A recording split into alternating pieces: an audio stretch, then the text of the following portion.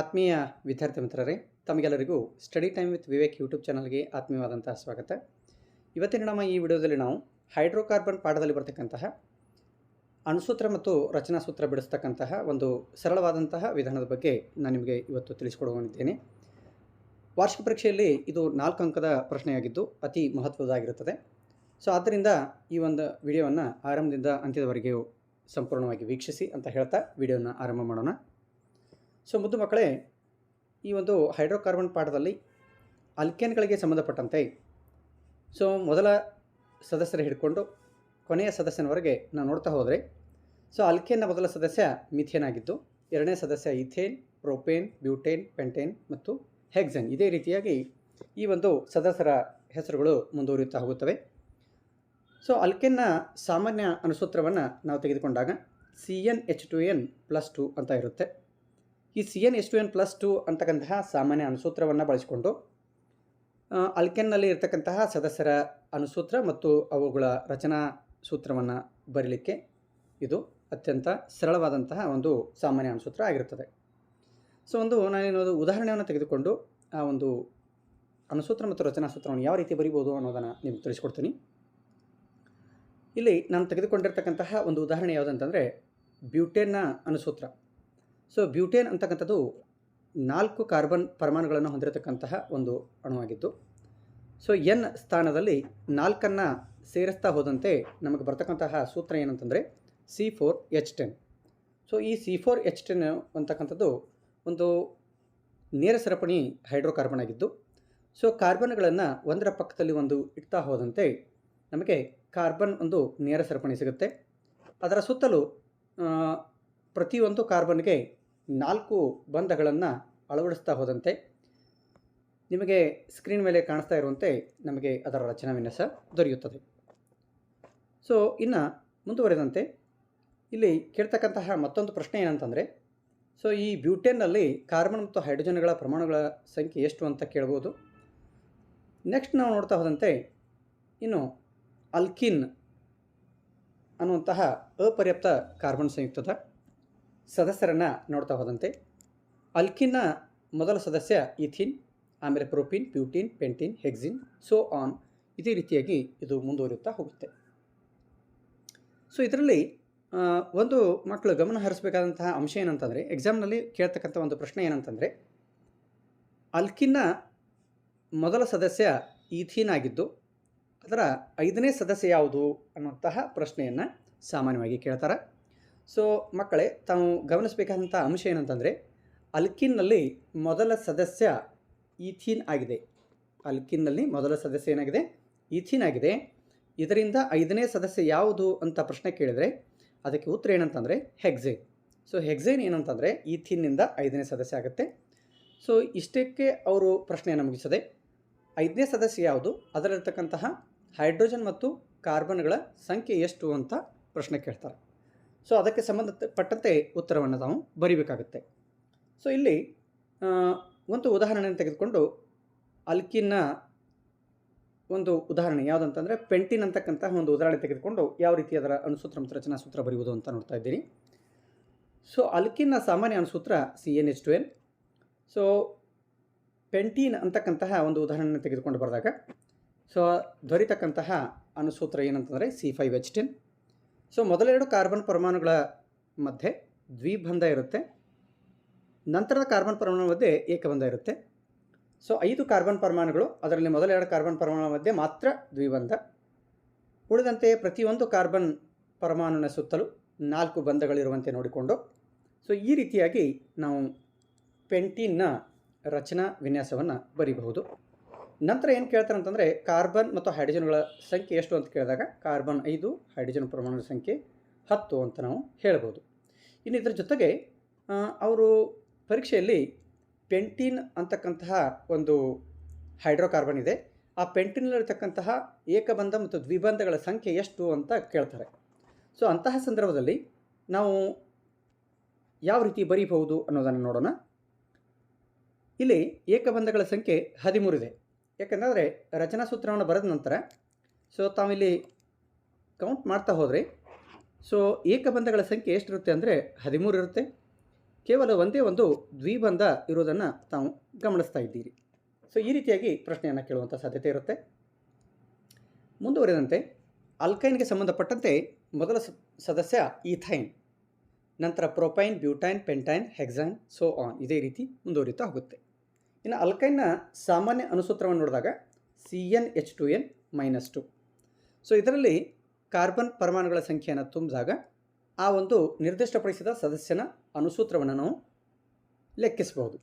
So ಇಲ್ಲಿ ನಾನು ತೆಗೆದುಕೊಂಡಿರ್ತಕ್ಕಂತಹ ಉದಾಹರಣೆ ಯಾವುದಂತಂದರೆ ಪ್ರೋಪೈನನ್ನು ತೆಗೆದುಕೊಂಡಿದ್ದೀನಿ.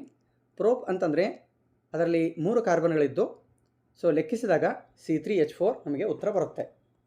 ಸೊ ಇದನ್ನು ರಚನಾ ವಿನ್ಯಾಸ ಬರೆದಾಗ ಅಲ್ಕೈನ್ನ ಮೊದಲ 2 ಕಾರ್ಬನ್ ಪರಮಾಣುಗಳ ಮಧ್ಯೆ ತ್ರಿಬಂಧ ಇರುತ್ತೆ. ಉಳಿದಂತೆ ಇರತಕ್ಕಂತಹ ಕಾರ್ಬನ್ ಪರಮಾಣುಗಳ ಮಧ್ಯೆ ಏಕಬಂಧ ಇರುತ್ತೆ. ಸೊ ಇನ್ನು 3 ಕಾರ್ಬನ್ ಪರಮಾಣುಗಳನ್ನು ಸರಣಿ ಕ್ರಮದಲ್ಲಿ ಬರೆದುಕೊಂಡು ಮೊದಲ 2 ಕಾರ್ಬನ್ ಪರಮಾಣುಗಳ ಮಧ್ಯೆ ಮಾತ್ರ ತ್ರಿಬಂಧವನ್ನು ಇಟ್ಟುಕೊಂಡು ಮುಂದಿನ ಕಾರ್ಬನ್ ಪರಮಾಣು ಮಧ್ಯೆ ಏಕಬಂಧವನ್ನು ಇರಿಸಿದಾಗ ಒಂದು ಕಾರ್ಬನ್ ಪರಮಾಣುವಿಗೆ 4 ಬಂಧಗಳಂತೆ ನಾವು ಹೈಡ್ರೋಜನ್ ಪರಮಾಣುಗಳನ್ನು ವ್ಯವಸ್ಥೆಗೊಳಿಸಿದಾಗ ನಿಮಗೆ ಸ್ಕ್ರೀನ್ ಮೇಲೆ ಕಾಣಿಸ್ತಾ ಇರುವಂತೆ ರಚನಾ ಸೂತ್ರ ನಿಮಗೆ ದೊರೆಯುತ್ತೆ. ಸೊ ಇದಕ್ಕೆ ಸಂಬಂಧಪಟ್ಟಂತೆ ಕೇಳ್ತಕ್ಕಂಥ ಪ್ರಶ್ನೆ ಏನಂತಂದರೆ ಇದರಲ್ಲಿ ಇರ್ತಕ್ಕಂತಹ ಏಕಬಂಧಗಳ ಸಂಖ್ಯೆ ಎಷ್ಟು ಅಂತ ಕೇಳಿದಾಗ ಸೊ ಇಲ್ಲಿ ತಾವು ಕೌಂಟ್ ಮಾಡ್ಬೋದು. 5 ಏಕಬಂಧಗಳಿದ್ದು ತ್ರಿಬಂಧಗಳ ಸಂಖ್ಯೆ ಎಷ್ಟಿರುತ್ತೆ ಅಂದರೆ 1 ಇರುತ್ತೆ. ಸೊ ಈ ರೀತಿಯಾಗಿ ಪರೀಕ್ಷೆಯಲ್ಲಿ ಪ್ರಶ್ನೆಯನ್ನು ಕೇಳುವಂತಹ ಸಾಧ್ಯತೆ ಇರುತ್ತೆ. ಇನ್ನು ಸೈಕ್ಲೋ ಅಲ್ಕೇನ್ಗಳಿಗೆ ಸಂಬಂಧಪಟ್ಟಂತೆ ಇರ್ತಕ್ಕಂತಹ ಸಾಮಾನ್ಯ ಅಣುಸೂತ್ರ ಏನಂತಂದರೆ CnH2n. ಸೊ ಹಾಗಾದರೆ ಇಲ್ಲಿ ಮೊದಲ ಸೈಕ್ಲೋ ಅಲ್ಕೇನ್ನ ಮೊದಲ ಸದಸ್ಯ ಯಾರು ಅಂತಂದರೆ ಸೈಕ್ಲೋಪ್ರೋಪೇನ್ ಸೈಕ್ಲೋ ಅಲ್ಕೇನ್ಗಳ ಮೊದಲ ಸದಸ್ಯ. ನಂತರ ಸೈಕ್ಲೋಬ್ಯೂಟೇನ್, ಸೈಕ್ಲೋಪೆಂಟೇನ್, ಇದೇ ರೀತಿಯಾಗಿ ಮುಂದುವರಿತಾ ಹೋಗುತ್ತೆ. ಇಲ್ಲಿ ನಾನು ತೆಗೆದುಕೊಂಡಿರ್ತಕ್ಕಂತಹ ಒಂದು ಉದಾಹರಣೆ ಯಾವುದಂತಂದರೆ ಸೈಕ್ಲೋಬ್ಯೂಟೇನ್. ಸೊ ಈ CnH2n ಏನು ಸಾಮಾನ್ಯ ಅಣುಸೂತ್ರ ಇದೆ ಇದರಲ್ಲಿ ಸೊ ಕಾರ್ಬನ್ಗಳ ಸಂಖ್ಯೆಯನ್ನು ಹಾಕಿದಾಗ ಬ್ಯೂಟೇನ್ನಲ್ಲಿ 4 ಕಾರ್ಬನ್ ಪರಮಾಣುಗಳಿರ್ತವೆ. ಆದ್ದರಿಂದ ಅದರ ಅಣುಸೂತ್ರ C4H8 ಆಗುತ್ತೆ. ರಚನಾ ವಿನ್ಯಾಸವನ್ನು ಬರೆದಾಗ ನೋಡಿರಿ, ಸೈಕ್ಲೋ ಅಂತಂದಾಗ ಸೊ ಕಾರ್ಬನ್ ಹೇಗಿರುತ್ತೆ ಅಂತಂದರೆ ಸರ್ಕಲ್ ರೂಪದಲ್ಲಿರುತ್ತೆ. ಕಾರ್ಬನ್ ಬಂಧಗಳು ಸರ್ಕಲನ್ನು ಉಂಟು ಮಾಡಿ ಬಂಧವನ್ನು ಏರ್ಪಡಿಸ್ಕೊಂಡಿರ್ತವೆ. ಸೊ ಈ ರೀತಿಯಾಗಿ ಅದನ್ನು ರಚನಾ ವಿನ್ಯಾಸವನ್ನು ನಾವು ಬರೀಬಹುದು. ಸೊ ನೆಕ್ಸ್ಟ್ ಬರುತ್ತೆ ಏನಂತಂದರೆ ಬೆಂಜಿನ್. ಸೊ ವೆರಿ ಇಂಪಾರ್ಟೆಂಟ್ ಆಗಿರ್ತಕ್ಕಂತಹ ಒಂದು ಪ್ರಶ್ನೆ ಎಕ್ಸಾಮ್ನಲ್ಲಿ ಕೇಳ್ತಾರೆ ಇದನ್ನು. ಸೊ ಬೆಂಜಿನ್ನ ಅಣುಸೂತ್ರ ಬರೀರಿ ಅಂಥೇಳಿ ಬೆಂಜಿನ್ ಅಣುಸೂತ್ರ C6H6. ಅದರ ರಚನಾ ವಿನ್ಯಾಸವನ್ನು ನೋಡಿದಾಗ ಸೊ ಈ ರೀತಿ ನೀವು ರಚನಾ ವಿನ್ಯಾಸವನ್ನು ಬರೀಬೇಕಾಗುತ್ತೆ. ಸೊ ರಚನಾ ವಿನ್ಯಾಸವನ್ನು ಬರೆದ ನಂತರ ಎಕ್ಸಾಮ್ನಲ್ಲಿ ಕೇಳ್ತಕ್ಕಂಥ ಪ್ರಶ್ನೆ ಏನಂತಂದರೆ ಬೆಂಜಿನ್ನಲ್ಲಿರ್ತಕ್ಕಂತಹ ಏಕಬಂಧಗಳ ಸಂಖ್ಯೆ ಎಷ್ಟು, ದ್ವಿಬಂಧಗಳ ಸಂಖ್ಯೆ ಎಷ್ಟು ಅಂತಕ್ಕಂಥ ಪ್ರಶ್ನೆಯನ್ನು ಕೇಳುವಂಥ ಸಾಧ್ಯತೆ ಇರುತ್ತೆ. ಸೊ ಇಲ್ಲಿ ತಾವು ಕೌಂಟ್ ಮಾಡಿದಾಗ ಏಕಬಂಧಗಳ ಸಂಖ್ಯೆ 9, ದ್ವಿಬಂಧಗಳ ಸಂಖ್ಯೆ 3 ಇದೆ ಅಥವಾ ಸೊ ಈ ರೀತಿಯಾಗಿ ನಾವು ಬೆಂಜಿನ್ ರಚನಾ ವಿನ್ಯಾಸವನ್ನು ಬರೀಬಹುದು. ಸೊ ನೆಕ್ಸ್ಟ್ ಬರುತ್ತೆ ನಮಗೆ ಕ್ರಿಯಾ ಗುಂಪುಗಳಿಗೆ ಸಂಬಂಧಪಟ್ಟಂತೆ ಇರತಕ್ಕಂತಹ ಅಣುಸೂತ್ರ ಮತ್ತು ರಚನಾ ಸೂತ್ರ ಬರೆಯುವುದು. ಸೊ ಫಸ್ಟ್ ಇರುತ್ತೆ ಕ್ಲೋರೋ ಈಥೇನ್ ಅಥವಾ ಬ್ರೋಮೋ ಈಥೇನ್. ಒಂದು ಉದಾಹರಣೆಯನ್ನು ತೆಗೆದುಕೊಂಡಿದ್ದೀನಿ, ಕ್ಲೋರೋ ಈಥೇನನ್ನು ತೆಗೆದುಕೊಂಡಿದ್ದೀನಿ. ಕ್ಲೋರೋ ಈಥೇನ್ನ ಅಣುಸೂತ್ರ ಏನು ಅಂತಂದರೆ C2H5Cl. ಸೊ ಅದರ ರಚನಾ ವಿನ್ಯಾಸವನ್ನು ಬರೆದಾಗ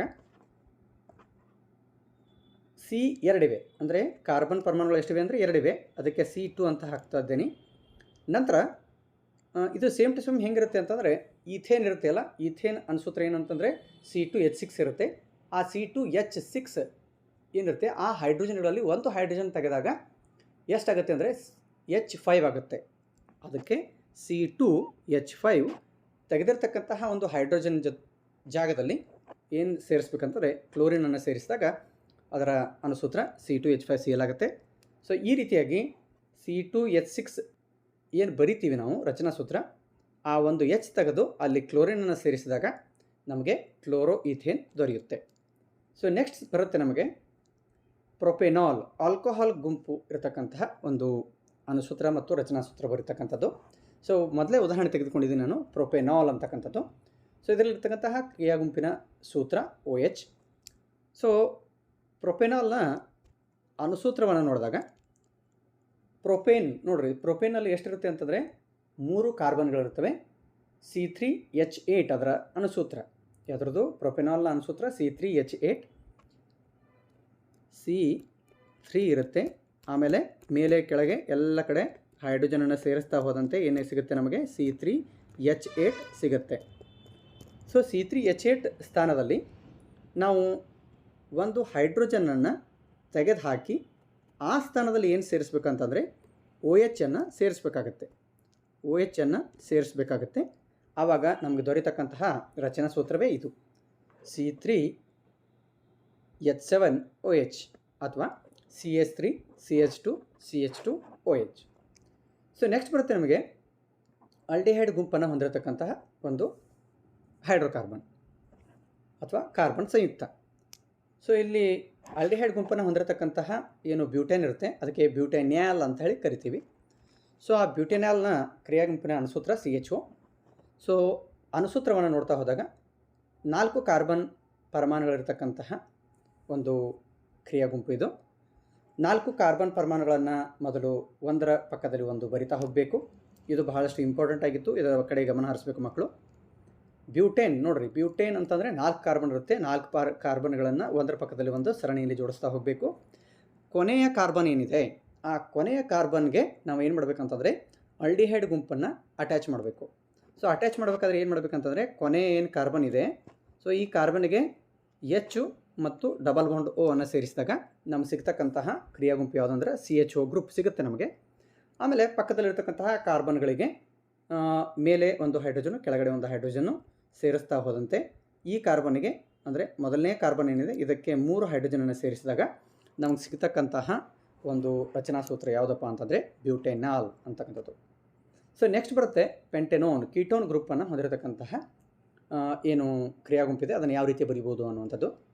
ಇಲ್ಲಿ ಪೆಂಟೇನ್ ಅಂತಂದರೆ 5 ಕಾರ್ಬನನ್ನು ಹೊಂದಿರತಕ್ಕಂತಹ ಕ್ರಿಯಾ ಗುಂಪು. ಮೊದಲು 5 ಕಾರ್ಬನ್ ಪರಮಾಣುಗಳನ್ನು ನಾವು ಬರ್ಕೋಬೇಕಾಗತ್ತೆ ಈ ರೀತಿಯಾಗಿ.